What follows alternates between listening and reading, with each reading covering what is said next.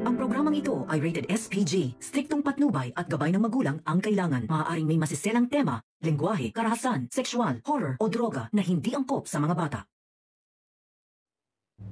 Morgana, pinatalsik si Giselle sa Apex. Alamin natin. Welcome back sa aking channel. Mga kaganapan sa abot kamay na pangarap. Napaka-intense nga ng mga kaganapan sa abot kamay na pangarap.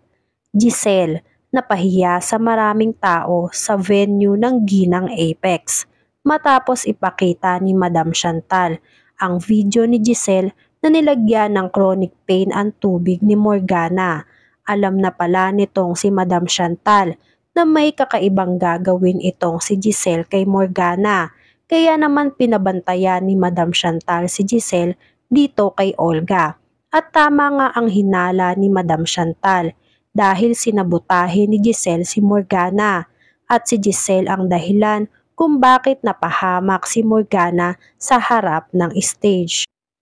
Dahil na-corner na si Giselle at hindi na makapagkakaila na siya talaga ang may kinalaman sa pananabotahe kay Morgana, ay napilitan si Giselle na mapaamin sa harap ng maraming tao. Umamin si Giselle na ginawa lang ni Giselle ang lahat ng yon dahil sa kagustuhan ni Giselle na makapaghiganti kay Morgana, dahil alam ni Giselle na si Morgana ang may pakana kung bakit nadulas si Lynette sa entablado.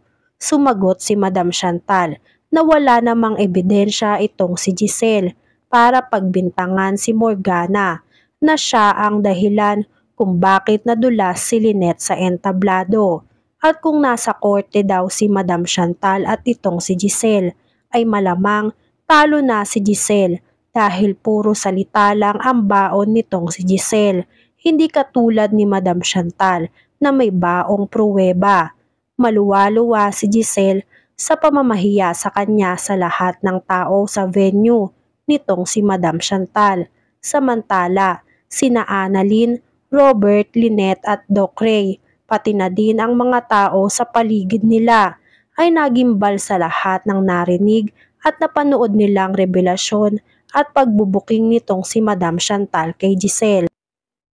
Umabor nga ang pagkakataon dito kay Madam Chantal, Morgana Go at Zoe, dahil si Giselle ngayon ang napahiya at uuwing luwaan matapos ang pananabotahe nitong si Giselle.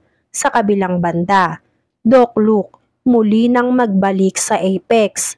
Masayang masaya ang lahat ng mga nurse at doktor sa muling pagbabalik ni Doc Luke sa Apex. Sina Annalyn, Nurse Karen, Nurse Evan agad ang nakipagtsismisan dito kay Doc Luke. At dahil nga kakabalik lang ni Doc Luke sa Apex, gusto nitong si Doc Luke na malaman kung ano pa ang latest sa Apex dahil ayaw daw ni Doc Luke na mahuli sa balita. Binalita ni Doc Ken ang tungkol kay Morgana Go sa pag-aakala na hindi pa alam at kilala ni Doc Luke si Morgana. Pero nagkamali si Doc Ken at alam na alam pala ni Doc Luke ang tungkol kay Morgana. Sinabi ni Doc Luke na wala na bang iba? Alam ko na yan I hear that already. Sumagot si Nurse Evan at Nurse Karen. Ito ang latest. Ito pa ang confirm na chismis. Alam nyo ba na may kinalaman daw pala talaga si Ma'am Giselle sa nangyari kay Ma'am Morgana? Nagtanong si Doc Luke kung ano ang nangyari kay Morgana. Ikwinento nila Nurse Karen ang sabotaheng naganap sa pa-contest na Ginang Apex na ginawa mismo ni Giselle para kay Morgana. Agad namang pinatigil ni Annalyn ang pagkakalat nila Nurse Evan at Nurse Karen ang tungkol sa ginawa nitong si Giselle kay Morgana. Dahil baka marinig daw sila nitong si Giselle at pare-pareho silang mapagalitan nito. Dahil inamin naman na daw ni Giselle ang ginawa nito kaya hindi na kailangan pang ipagkalat. Samantala, ikwinento ni Madam Chantal kay Morgana Go ang pagkompronta nila kay Giselle sa ginawa ni Giselle na pananabotahe kay Morgana. Ikwinento ni Madam Chantal kay Morgana na napahiya nila ng husto si Giselle sa harap ng maraming tao sa venue dahil sa pruwebang ipinakita at pinanood sa mga ito.